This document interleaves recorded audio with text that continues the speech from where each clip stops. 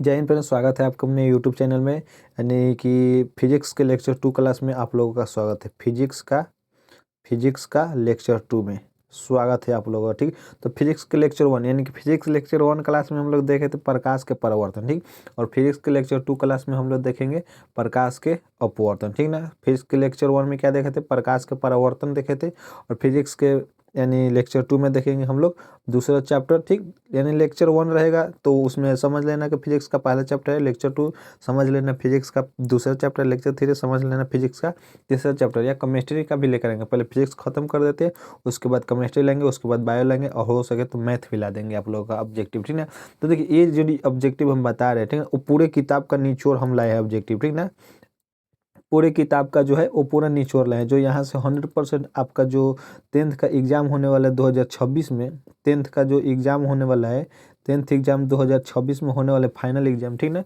वहाँ पर इस सारे ऑब्जेक्टिव में से पूछता है क्वेश्चन। ठीक ना, तो आपको इसमें से याद रखना है। ठीक, और इसमें देखो, इसमें भी टोटल 60+ ऑब्जेक्टिव क्वेश्चन है। इसमें भी कितना है? 60+ ऑब्जेक्टिव क्वेश्चन। तो चलिए हम लोग आगे बढ़ते हैं अपने क्वेश्चन के तरफ। ठीक ना, देखिए, और मेरी एक छोटी सी रिक्वेस्ट है, अगर आप लोग हमारे चैनल पर नए हैं तो चैनल को कर लीजिएगा सब्सक्राइब। ठीक, सब्सक्राइब कर लीजिएगा और ऑल नोटिफिकेशन पर क्लिक कर दीजिएगा। ठीक, ताकि मैं जब भी कोई भी वीडियो अपलोड करूँ, शॉर्ट हो या लॉन्ग हो या किसी भी रिलेटेड, आपका एग्जाम से किसी भी रिलेटेड इन्फॉर्मेशन बात बोलूँ, तो आपके पहले आपके पास नोटिफिकेशन गिरे। ठीक ना, तो सब्सक्राइब जरूर कर लीजिए। ठीक, चलिए बढ़ते हैं हम लोग क्वेश्चन को देखते हैं नेक्स्ट। ठीक, सबसे पहला क्वेश्चन कह रहा है कि जब प्रकाश की एक किरण सबसे पहला क्वेश्चन क्या कह रहे हैं कि जब प्रकाश की एक किरण एक माध्यम से दूसरे माध्यम में जाए। देखिए एक बात बोलते हैं, देखिए आप लोग क्वेश्चन को पहले ध्यान से समझिएगा। ठीक ना, आप लोग पढ़ चुके हैं, दासों में ये सारी बात पढ़ चुके हैं, बस केवल हम ऑब्जेक्टिव बता रहे हैं। ठीक, ऑब्जेक्टिव हम बताएंगे यहाँ पे 60+, पहले बताए 60+ ऑब्जेक्टिव, जो पूरा मोस्ट वीवीआई होने वाला है। ठीक, वीवीआई जो आपको एग्जाम में यहाँ से लड़ेगा तो लड़ेगा, 100% गारंटी है। ठीक, अब देखिए यहाँ से हम जब क्वेश्चन पढ़ेंगे तो आप लोग ध्यान से सुनिएगा। अब तो बताने का नहीं है कि प्रकाश किसे कहते हैं, किरण किसे कहते हैं, माध्यम क्या होता है और दूसरे माध्यम क्या होता है, अपने पूर्व पथ से विचलित का मतलब क्या होता है, ये सब तो हम बताएंगे नहीं, क्योंकि आप लोग पढ़ चुके हैं। यहाँ पर हम केवल ऑब्जेक्टिव बताएंगे। ठीक, तो ध्यान रखिएगा। ठीक, चलिए क्वेश्चन को देखते हैं। कह रहे कि जब प्रकाश की एक किरण दूसरे माध्यम में, यानी कि एक किरण एक माध्यम से दूसरे माध्यम में जाती है तो अपने पूर्व पथ से विचलित हो जाती है, इसे कहते हैं। देखो, विचलित का मतलब होता है अपने रास्ते से भटक जाते हैं, तो उसको हम लोग क्या कहते हैं? तो प्रकाश का परावर्तन कहते हैं, या प्रकाश का अपवर्तन कहते हैं, या प्रकाश का वर्ण विक्षेपण कहते हैं, या इनमें से कोई नहीं कहते। तो देखो ध्यान से पढ़ो, इसको ध्यान से पढ़ो क्वेश्चन को। तो कह रहे कि जब प्रकाश की एक किरण, यानी कि प्रकाश की एक किरण एक माध्यम से दूसरे माध्यम में, इन प्रकाश की कोई एक किरण है और वह एक माध्यम से दूसरे माध्यम में जा रही है, और वह अपने पूर्व पथ से विचलित, यानी कि अपने पथ से भटक जाए, तो इसको हम लोग क्या कहेंगे? तो इसको हम लोग कहेंगे प्रकाश का अपवर्तन कहेंगे। ठीक, प्रकाश का अपवर्तन कहेंगे। वही नहीं भटकती, पुनः उसी दिशा में वापस लौट जाती, तो आपका प्रकाश का परिवर्तन होता है। ठीक ना, तो इसका आंसर हो जाएगा, एक का राइट आंसर हो जाएगा बी। नेक्स्ट देखते हैं हम लोग दूसरा क्वेश्चन देखते हैं। देखो यहाँ पे आपका आंसर भी दिया है, यानी कि जो ऑप्शन दिया है उस ऑप्शन के नीचे भी आंसर है। ठीक, तो आप लोग यहाँ से देख के याद रखिएगा। ठीक, देखो इसका पीडीएफ चाहते हो लेना तो इसका पीडीएफ आपको टेलीग्राम हमारे चैनल पर लिंक, यानी कि टेलीग्राम का जो चैनल का लिंक है वो हम डिस्क्रिप्शन में दे दिए, expt.education के नाम से जाके उसको ज्वाइन कर लीजिएगा। और चाहते हो जो हम बता रहे पढ़ा रहे, जो ऑब्जेक्टिव बता रहे, इसका पीडीएफ लेना है तो आप लोग वहाँ से चैनल ज्वाइन कर लीजिएगा। वहाँ पे सारा हम डाल देते हैं अपडेट, यानी कि जो भी वीडियो डालते हैं चाहे पीडीएफ डालते हैं वो सब वहाँ पे टेलीग्राम पर आपको मिल जाएगा। तो टेलीग्राम डाउनलोड कर लीजिएगा और हमारे चैनल को ज्वाइन कर लीजिएगा। ठीक, चैनल को ज्वाइन कर लीजिएगा, पीडीएफ लेना है तो। ठीक ना, नेक्स्ट देखते हैं, नेक्स्ट क्वेश्चन देखते हैं। 2 नंबर क्वेश्चन कर रहे हैं। 2 नंबर क्वेश्चन कि प्रकाश के अपवर्तन के कितने नियम है? 3 है, 4 है, 2 है, या 1 है? तो देखो प्रकाश के अपवर्तन के जो नियम होता है वो आपका 2 होता है। 2 इज राइट आंसर। अब कौन कौन सा तो हम बताएंगे नहीं, वो तो आप लोग पढ़ चुके हैं कि प्रकाश के 2 नियम कौन कौन सा होता है। ठीक, पहला होता है, देखो समझ थोड़ा सा सुनो, पहला होता है आपतित किरण, आपतन बिंदु पर अभिलंब और अपवर्तित किरण तीनों एक ही समतल में होता है।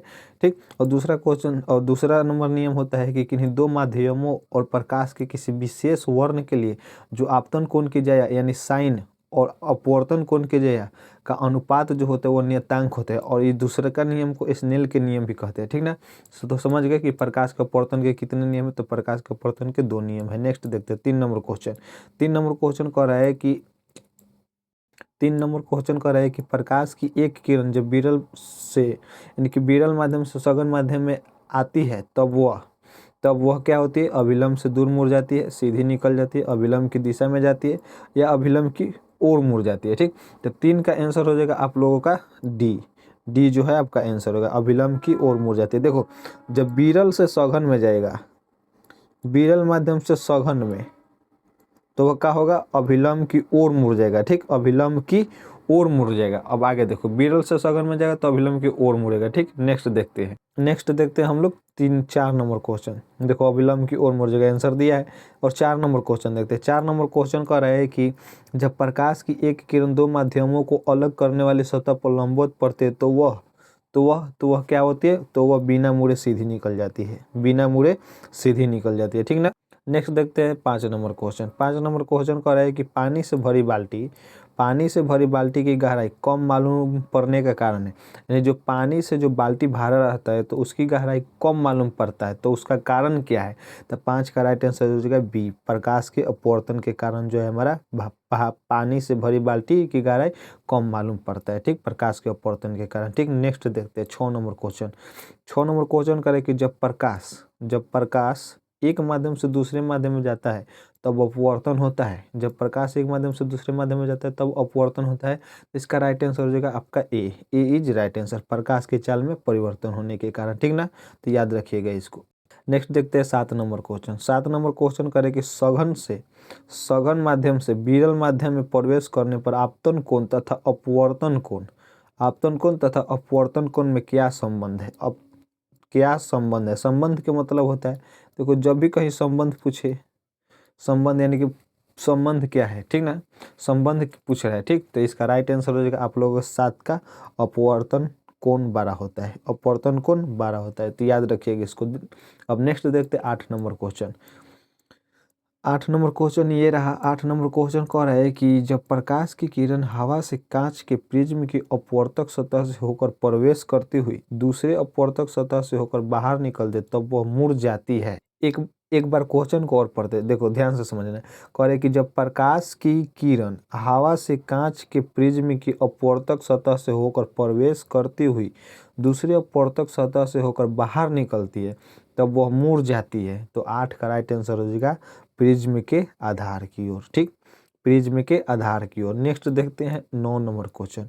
9 नंबर क्वेश्चन कह रहा है कि किसी बिंदु वस्तु से निकलकर किरणें किसी लेंस से अपवर्तित होकर जिस बिंदु पर मिलते हैं उसे क्या कहते हैं, तो उसको हम लोग कहते हैं प्रतिबिंब बिंदु कहते हैं। ठीक ना, क्या बोलते हैं, प्रतिबिंब बिंदु हो गया, क्या बोलते हैं, प्रतिबिंब बिंदु। अब नेक्स्ट देखते हैं 10 नंबर क्वेश्चन। 10 नंबर क्वेश्चन कह रहा है कि निम्नलिखित में किसका उपयोग लेंस बनाने के लिए नहीं किया जाता है। तो देखो जो निम्नलिखित का मतलब होता है, नीचे जो ऑप्शन दिया होता है उसमें से आपको बताना है एक सही ऑप्शन चुन के कि कौन सा ऐसा लेंस है, कौन सा निम्नलिखित में कौन सा ऐसा चीज़ है जो जिसका उपयोग लेंस बनाने के लिए नहीं किया जा सकता है। ठीक, तो आपका पहला आंसर है प्लास्टिक, दूसरा आंसर नहीं, पहला ऑप्शन है प्लास्टिक, दूसरा है लकड़ी और तीसरा है मिट्टी और चौथा है कांच। तो इसका राइट आंसर हो जाएगा 10 का राइट आंसर हो जाएगा आप लोगों का मिट्टी जो है हम लोग मिट्टी से लेंस बनाने के लिए उपयोग नहीं किया जाता है। ठीक ना। नेक्स्ट देखते हैं 11 नंबर क्वेश्चन। 11 नंबर क्वेश्चन कह रहा है कि निम्नलिखित में से कौन किसी वस्तु का वास्तविक प्रतिबिंब बना सकता है। निम्नलिखित में से कौन किसी वस्तु का वास्तविक प्रतिबिंब बना सकता है, तो इसका राइट आंसर हो जाएगा आप लोगों का उत्तल लेंस। ठीक ना, उत्तल लेंस इसका राइट आंसर हो जाएगा। ठीक, नेक्स्ट देखते हैं 12 नंबर क्वेश्चन। 12 नंबर क्वेश्चन कह रहा है कि किसी माध्यम के अपवर्तनांक का मान होता है, किसी माध्यम के अपवर्तनांक का मान होता है, तो इसका आंसर राइट हो जाएगा साइन आई बटे साइन आर, साइन आई बटे साइन आर, साइन आई बटे साइन आर। नेक्स्ट देखते हैं 13 नंबर क्वेश्चन। 13 नंबर क्वेश्चन कह रहा है कि प्रकाश एक माध्यम से जिसका अपवर्तनांक n1 है, जिसका अपवर्तनांक क्या है, n1 है, अपवर्तनांक n1 है। ठीक, और दूसरे माध्यम में जिसका अपवर्तनांक n2 है, जिसका अपवर्तनांक क्या है, n2 है। ठीक, यदि आपतन कोण I तथा अपवर्तन कोण R हो तो साइन I बटे साइन R बराबर होता है। तो 13 का राइट आंसर हो जाएगा डी। 13 का राइट आंसर n1 नहीं होगा, n2 नहीं होगा, n1/n2 भी नहीं होगा, तो इसका आंसर हो जाएगा आप लोग का D. D is right answer हो जाएगा। इसका आंसर क्या हो जाएगा, n2/n1। ठीक, नेक्स्ट देखते हैं हम लोग। नेक्स्ट देखते हैं 14 नंबर क्वेश्चन। 14 नंबर क्वेश्चन कह रहा है कि सरल सूक्ष्मदर्शी, 14 नंबर क्वेश्चन कह कि सरल सूक्ष्मदर्शी में किसका उपयोग होता है। ठीक, सरल सूक्ष्मदर्शी में किसका उपयोग होता है, उत्तल लेंस का, अवतल लेंस का, उत्तल दर्पण का या अवतल दर्पण का। तो 14 का राइट आंसर हो जाएगा आप लोगों का उत्तल लेंस का। उत्तल लेंस का जो है हम लोग उपयोग करते हैं किसमें, तो सरल सूक्ष्मदर्शी में। ठीक, नेक्स्ट देखते हैं 15 नंबर क्वेश्चन। 15 नंबर क्वेश्चन करे कि उत्तल लेंस कैसा होता है, यानी कि उत्तल लेंस कैसा होता है। तो 15 का राइट आंसर हो जाएगा ए, किनारों की अपेक्षा बीच में मोटा होता है। इसको याद रखिएगा कि उत्तल लेंस जो है किनारों की अपेक्षा बीच में मोटा होता है। ठीक ना। नेक्स्ट देखते हैं 16 नंबर क्वेश्चन। 16 नंबर क्वेश्चन कर रहा है कि किसी उत्तल लेंस के सापेक्ष कोई वस्तु किसी स्थान पर रखी जाए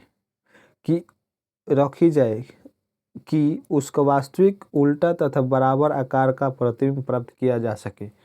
ठीक, तो इसका राइट आंसर हो जाएगा 16 का आप लोगों का सी इज राइट आंसर हो जाएगा। ठीक, फोकस दूरी से दुगुनी दूरी पर। नेक्स्ट देखते हैं 17 नंबर क्वेश्चन।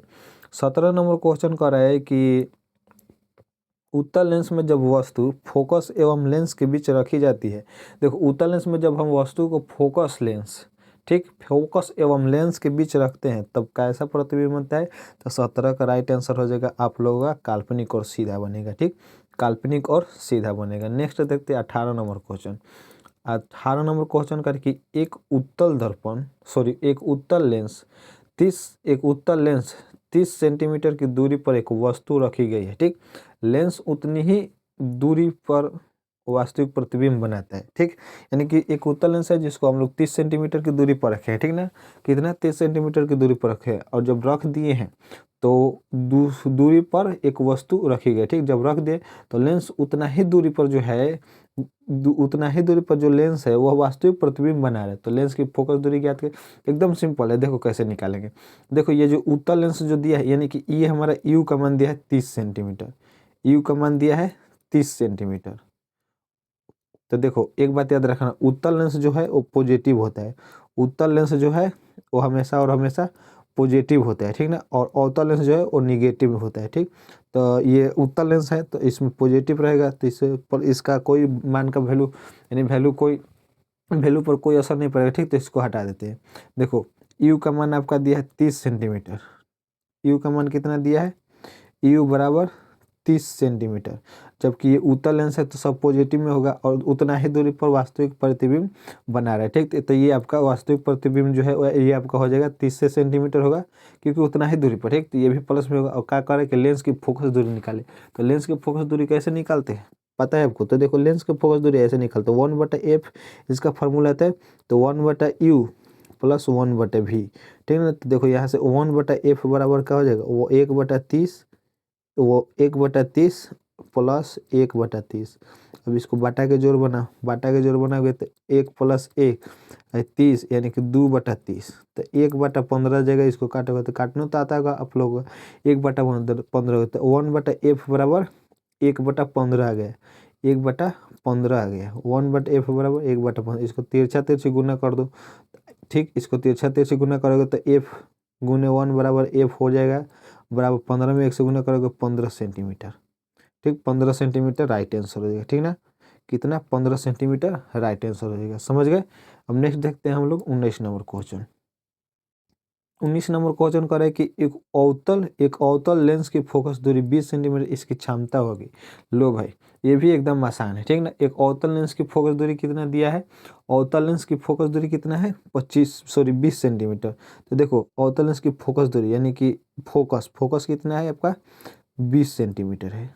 कितना है 20 सेंटीमीटर। ठीक, तो देखो अब 20 सेंटीमीटर दे तो देखो फोकस दूरी क्षमता निकालने के लिए हम लोग क्या बोलते हैं, क्षमता। यहाँ पे क्षमता होगा। ठीक ना, क्षमता निकालने के लिए हम लोग क्या करते हैं, पहले इसको मीटर में चेंज करते हैं। 20 सेंटीमीटर को मीटर में कैसे चेंज करेंगे, तो 20/100 कर देंगे तो ये आपका मीटर में चेंज हो जाएगा। ठीक, काट देंगे 0.5 हो जाएगा, भाग दे देंगे, सॉरी 0.2 हो जाएगा। ठीक है, 0.2 मीटर हो जाएगा। ठीक, तो यहाँ से क्या करें, इसकी क्षमता यानी कि क्षमता किसे कहते हैं, यानी पावर है ना कहते हैं।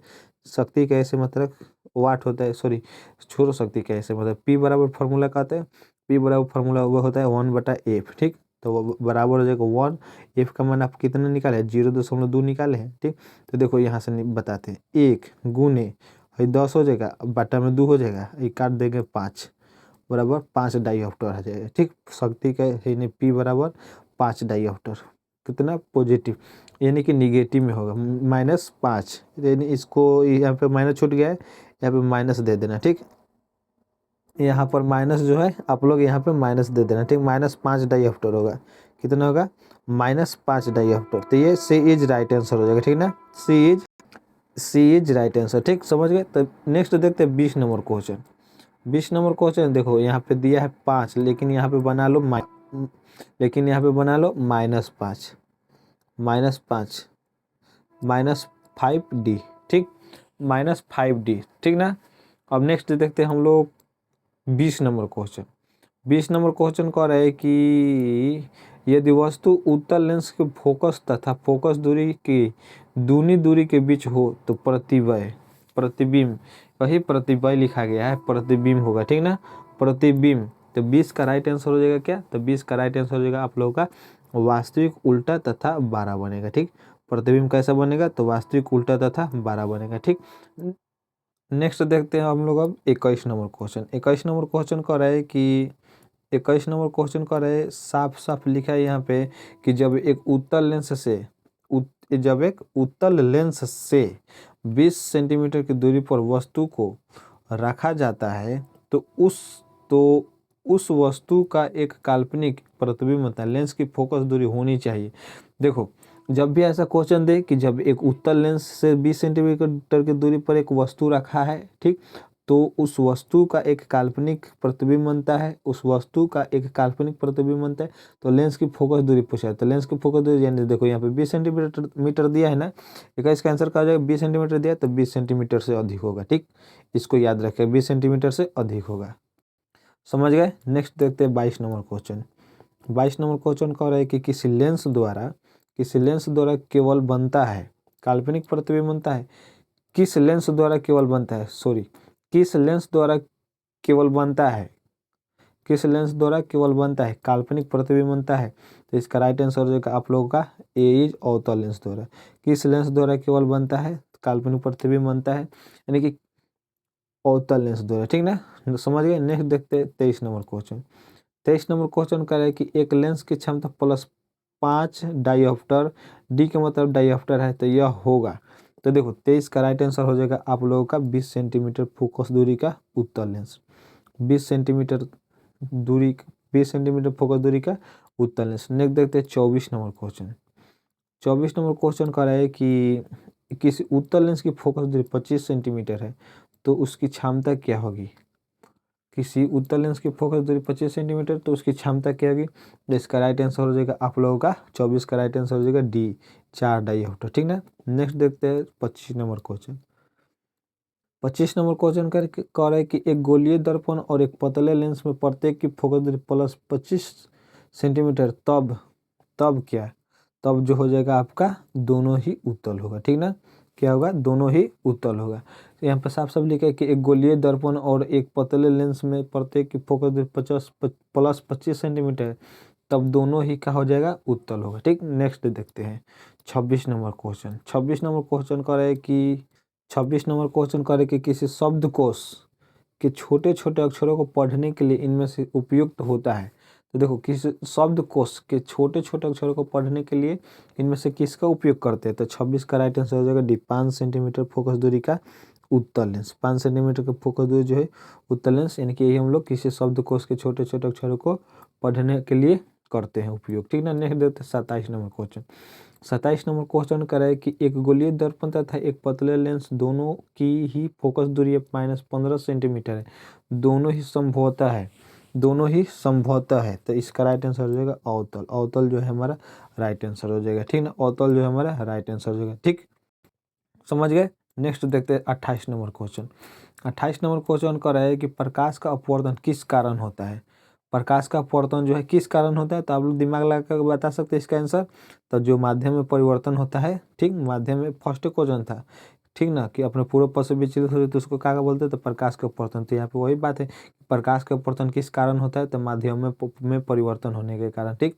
नेक्स्ट देखते हैं 29 नंबर क्वेश्चन। 29 नंबर क्वेश्चन का है कि जब प्रकाश विरल से सघन माध्यम में जाता है तब वह, जब प्रकाश विरल से सघन माध्यम में जाता है तब वह, ये शायद हम लोग क्वेश्चन किए थे ऊपर, ठीक ना, ऊपर किए थे हम लोग। तो इसका राइट आंसर जो अविलंब की ओर मुड़ जाती है, अविलंब की ओर मुड़ जाती है। नेक्स्ट देखते हैं 30 नंबर क्वेश्चन। 30 नंबर क्वेश्चन करे कि जब प्रकाश सघन से विरल में जाता है तो वह अविलंब से दूर मुड़ता है या अविलंब की ओर मुड़ता है, ठीक। तो इसका राइट आंसर हो जाएगा 30 का राइट आंसर हो जाएगा आप लोगों का अविलंब से दूर मुड़ता है, ठीक ना, अविलंब से दूर मुड़ता है। नेक्स्ट देखते हैं 31 नंबर क्वेश्चन। 31 नंबर क्वेश्चन कर रहे हैं कि प्रकाश के यानी कि अपवर्तन के कितने नियम है, तो ये इसका तो दो है, हम लोग ऊपर देख चुके हैं इस क्वेश्चन को। नेक्स्ट देखते हैं 32 नंबर क्वेश्चन। 32 नंबर क्वेश्चन कर रहे हैं कि अपवर्तन का प्रथम नियम क्या है। देखो हम बताए थे ना, अपवर्तन के दो नियम होता है और दोनों नियम हम ऊपर बोले थे कि कौन सा है, तो उसी में से आपका प्रथम नियम जो है वो उसको बताना है। तो देखो इसका बी इज राइट आंसर है। कैसे, तो देखो आपतन किरण, ठीक, अपवर्तित किरण और अभिलंब एक ही तल में होते हैं, ठीक। तो ये आपका बी इज राइट आंसर हो जाएगा, ठीक ना, बी इज 32 का बी राइट आंसर हो जाएगा, ठीक। समझ गए, देखो ले समझ गए, देख लिए, ये तो एकदम हल्का हल्का ऑब्जेक्टिव है, ठीक। नेक्स्ट देखते हैं हम लोग 33 नंबर। 33 नंबर कह रहा है कि स्नेल का नियम किससे संबंधित है, परावर्तन से, अपवर्तन से, विकिरण से या परासरण। तो हम लोग क्या पढ़े, प्रकाश के अपवर्तन पढ़ते, तो स्नेल का नियम प्रकाश के अपवर्तन में आता है, ठीक ना, प्रकाश के अपवर्तन में जो है स्नेल के नियम आता है, ठीक। तो 33 का राइट आंसर हो जाएगा बी। नेक्स्ट देखते हैं, नेक्स्ट है 34 नंबर। 34 नंबर कह रहा है कि स्नेल के नियम का सूत्र है, स्नेल के नियम के सूत्र है। तो स्नेल के नियम का सूत्र क्या होता है जी, तो स्नेल के नियम का सूत्र होता है कि sin i बटे sin r, sin i बटे sin r, ठीक। दूसरा यानी कि 35 नंबर क्वेश्चन देखते हैं। 35 नंबर क्वेश्चन करे कि अपवर्तनांक का चिन्ह है, अपवर्तनांक का चिन्ह है, अपवर्तनांक का चिन्ह है, एम है, एन है, म्यू है, आर है। देखो अपवर्तनांक का जो चिन्ह होता है वो आपका होता है म्यू, म्यू जो है आपका, इसको बोलते हैं म्यू, अधमो आयु, म्यू, म्यू बोलते हैं, ठीक ना। अपवर्तनांक के चिन्ह जो है वो आपका क्या है, म्यू होता है, ठीक ना, समझ गए। 35 का सी इज राइट आंसर। नेक्स्ट देखते हैं हम लोग 36 नंबर। 36 नंबर क्वेश्चन कह रहे हैं कि हवा का अपवर्तनांक कितना होता है, हवा का अपवर्तनांक जो है आपका कितना होता है। तो देखो हवा के जो अपवर्तनांक है आप लोगों का, ये आपका होता है 1.00, 1.00। हवा का अपवर्तनांक क्या होता है, 1.00, ठीक। नेक्स्ट देखते हैं हम लोग कितना, 37 नंबर क्वेश्चन। 37 नंबर क्वेश्चन कह रहे हैं कि जल का अपवर्तनांक कितना है, होता है, ठीक ना। ये सब देखिए, ये सब आप याद रखिएगा, ये सब पूछता है, ठीक ना। जल का अपवर्तनांक कितना होता है, तो 37 का राइट आंसर हो जाएगा 1.33, 1.33। अब नेक्स्ट देखते हैं 38 नंबर क्वेश्चन। 38 नंबर क्वेश्चन कह रहा है कि कांच का अपवर्तनांक होता है, यानी कांच का अपवर्तनांक यानी शीशा के अपवर्तनांक होता है। देखिए ये जो हम जितना बोल रहे हैं कि किसका अपवर्तनांक कितना होता है, वो सारे के सारे आपको याद कर लेना है, ठीक ना, सारा जो है आपको याद कर लेना है। कांच का अपवर्तनांक होता है, तो कांच का अपवर्तनांक का आंसर क्या हो जाएगा, कांच का अपवर्तनांक कितना होता है जी, कमेंट बॉक्स में बताइए जल्दी जल्दी। तो देखो कांच का अपवर्तनांक है 1.50 होता है, 1 यानी कि सी इज राइट आंसर, 1.50 होता है, ठीक। नेक्स्ट देखते हैं 39 नंबर क्वेश्चन। 39 नंबर क्वेश्चन, प्रकाश की चाल सबसे अधिक कहाँ होती है, तो ये पूछने वाला बात है।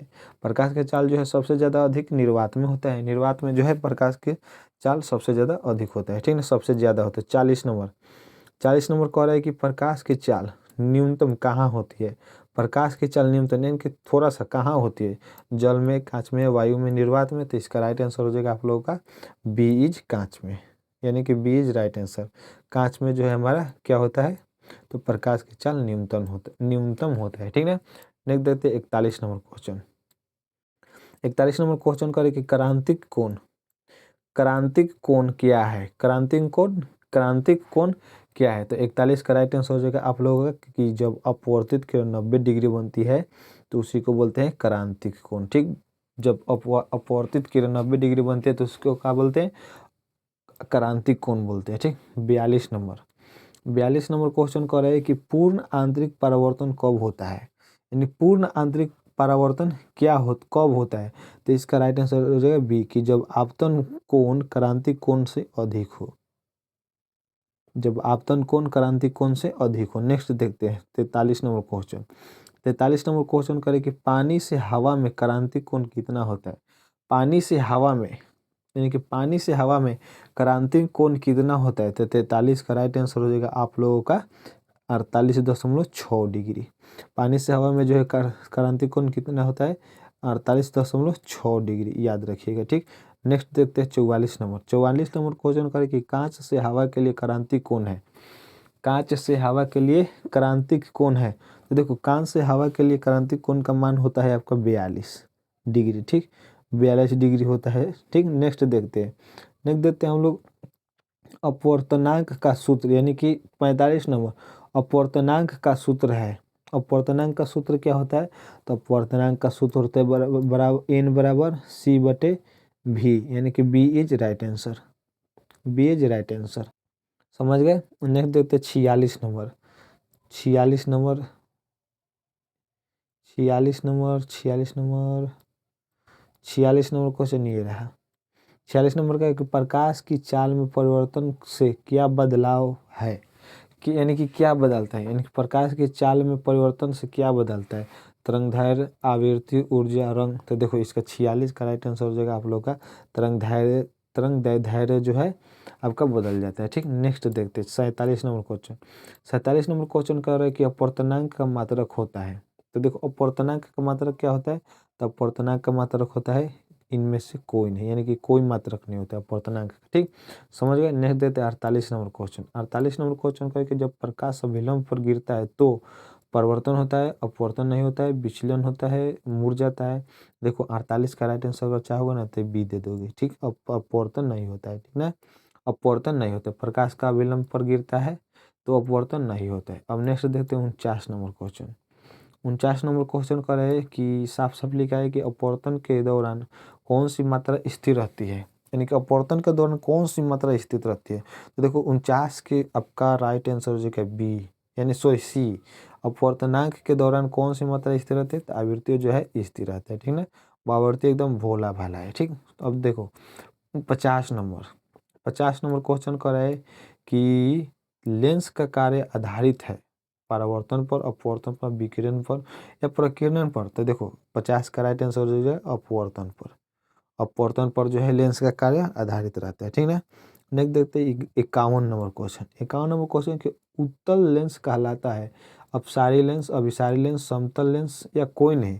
तो 51 का राइट आंसर हो जाएगा आप लोगों का अभिसारी लेंस। उत्तल लेंस को क्या बोलते हैं, अभिसारी लेंस बोलते हैं। ठीक है, उत्तल लेंस को अभिसारी लेंस बोलते हैं। ठीक, नेक्स्ट देखते हैं 52 नंबर क्वेश्चन। 52 नंबर क्वेश्चन कह रहा है कि अवतल लेंस कहलाता है, अवतल लेंस कहलाता है तो अभिसारी, अपसारी, समतल या कोई नहीं। तो इसका राइट आंसर हो जाएगा आप लोगों का बी, अपसारी लेंस। अपसारी लेंस, अपसारी लेंस हम ले लिए। ठीक, अवतल लेंस कहा, अवतल लेंस कहलाता है तो अपसारी लेंस कहलाता है। ठीक, अब नेक्स्ट देखते हैं 53 नंबर क्वेश्चन कि लेंस का फोकस क्या है। लेंस का फोकस क्या है, तो इसका राइट आंसर हो जाएगा आप लोगों का जहाँ समानांतर किरणें मिलती है, जहाँ क्या है समानांतर किरणें मिलती है। नेक्स्ट देखते हैं 54 नंबर क्वेश्चन।